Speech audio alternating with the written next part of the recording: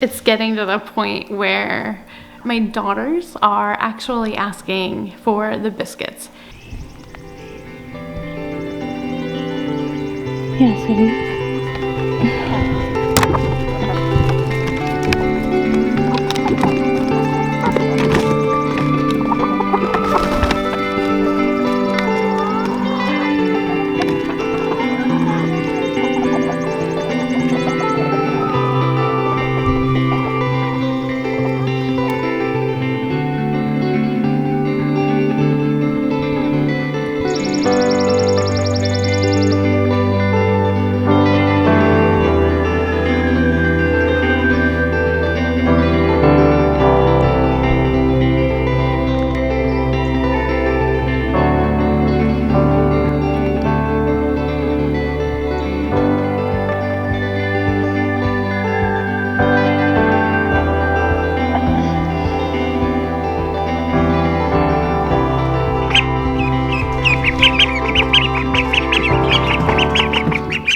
What's up, YouTube? It's Amy here with the Timmy Family Farm, and we've got a pretty misty, rainy, cloudy kind of day today.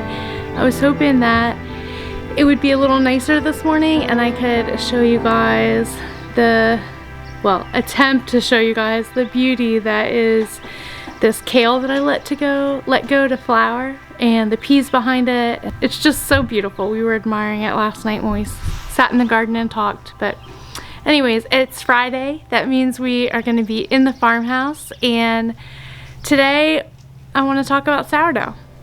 Gluten-free sourdough starter, actually. I know that's a hot topic with quarantine right now, and as somebody that eats and bakes gluten-free, I really struggled to try to find something that would speak to gluten-free sourdough starter. I've tried a few things and I want to share that with you today and show you how you can get your own gluten-free sourdough starter started. All right, let's go inside. So at the start of this pandemic, I went to the grocery store and could not find bread, and thought, hey, I'll just grab some yeast and I can make my own bread.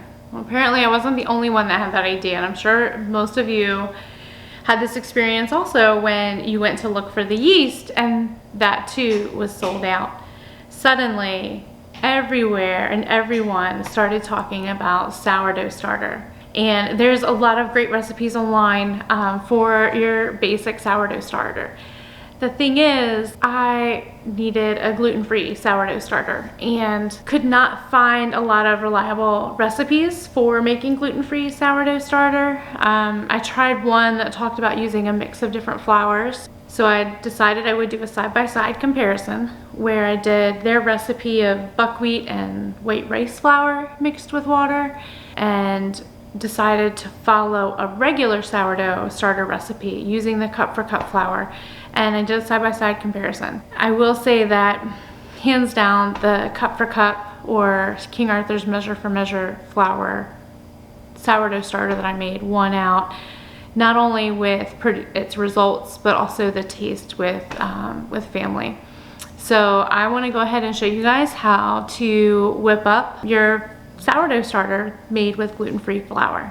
To start out, I used a quart-sized mason jar, and I had a rubber band that I would put around the mason jar, and I would use that to measure where my sourdough starter started after I had mixed it up. To start out, I did a half a cup of the cup for cup flour. You could use cup for cup brand, or King Arthur's measure for measure is the other one I've been using, depending on what I can find in the stores. And then I used some distilled water. If you are on city water or a county water supply, you can use your tap water, but I would put it in a cup and let it sit out overnight before you use it, just to make sure that any chlorine evaporate off. But since we are on well water and we have a lot of iron in our water, I went ahead and just got a 89-cent jug of distilled water and have used this for the last couple of months of working with sourdough starters. And I still have some left in my jar. So I'm gonna start out and I'm gonna do a half a cup of the flour mixed with roughly a half a cup of water. And I say roughly because when I start mixing it, I want it to get to a thick pancake consistency. And so that might be a little bit over a half a cup of water, depending on where you're at and what kind of flour you are using.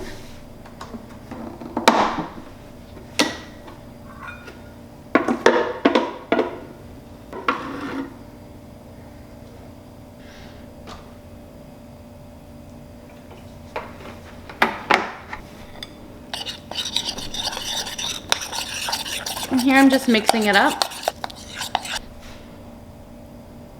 So it's a little thick, not quite that pancake consistency yet. So we're gonna add just a little bit of water to this. I am still very new at making sourdough starters, so if you have any gluten-free sourdough starter tips, feel free to leave it in the comments below. Now my mixture here is getting a lot more like a pancake batter consistency. As you can see, it's starting to run a little bit more. It's still a little bit on the thick side. I'm gonna add one more small dash of water.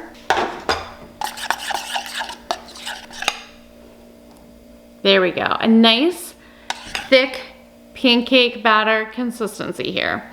Now I'm gonna go ahead and put this in my quart-sized mason jar.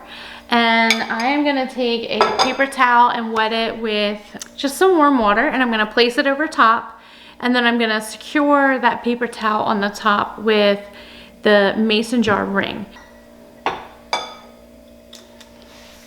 There we go, I'm gonna drop my rubber band here, see this? I'm gonna drop that down to the top.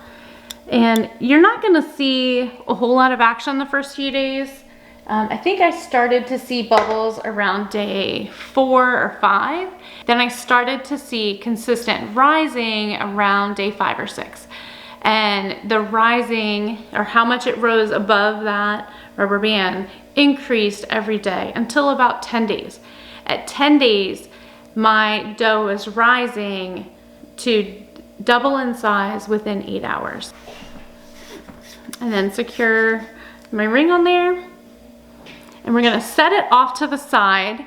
I just kind of put it in the corner of my countertop over here and let it sit. And then you'll check it again in 24 hours, so tomorrow. Now, if you have done any sort of research or reading about sourdough starter, you have probably read the sourdough starter needs a lot of maintenance, or that it can be high maintenance. And to get it started in the first several days, yes, there is maintenance that you do every single day. The first day you make it, set it aside. The next day you're gonna come in and you're going to discard half of the starter that's in the jar, and you're going to replenish with another batch of the flour water mixture. Now this is where you can either do it by cup sizes, and that's what I would do. For me at first, I just did a half a cup of the flour with a little over a half a cup of my distilled water. I have since moved to doing it by weight, and I do think that's a little bit more precise. But with that, I discard half of the starter and I weigh the remaining amount in a tared jar. If my weight of remaining starter is 100 grams, then I would add 100 grams of new flour and 100 grams of new water. And I would mix that up, put my lid back on, move my rubber band, and set it back in the corner. And I would do this until my sourdough has risen so that it's doubled in size within 8 hours. And like I said, that took about 10 days. Now that my sourdough starter is mature, I have been storing it in the fridge, and I only have to feed it once a week. It's not that bad. I have a sourdough starter that's several weeks old now. It's been stored in the fridge, so I'm gonna go ahead and feed that, and I'll show you what that looks like. Do not let the name sourdough discard fool you. Sourdough discard is still very usable, and I have had great success with using it in pancakes or biscuits. That's one of my favorite things that I've been practicing lately, is biscuits. I've also made brownies, a little over a half in there, which is fine. And I'm actually going to save this discard to make biscuits in the morning. For those of you who eat gluten-free, you know that it's not cheap to buy some of these flour blends. And so I want to make sure I use every bit of it, and we've been able to, and it's been wonderful, and also a wonderful learning process. We're gonna tear that. Now, a lot of people only keep a small amount of sourdough on hand. I have a pretty big stash of sourdough on hand right now. So I'm looking at 278 grams of sourdough starter. And so I'm going to add 278 grams of flour and 278 grams of water. So let's tear that.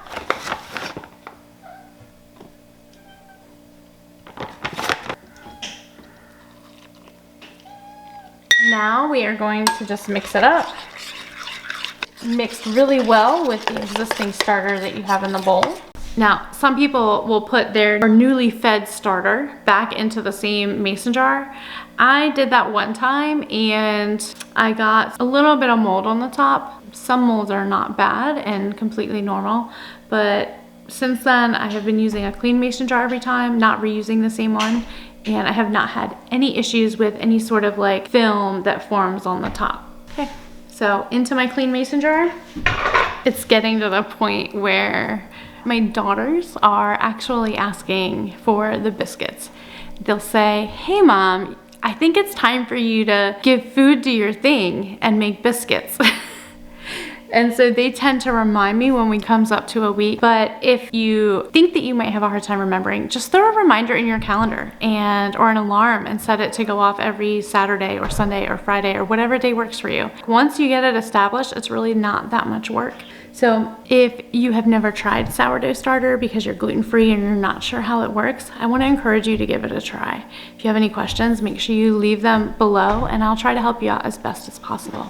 Thank you guys so much for stopping by the farm today. Until next time, see you later.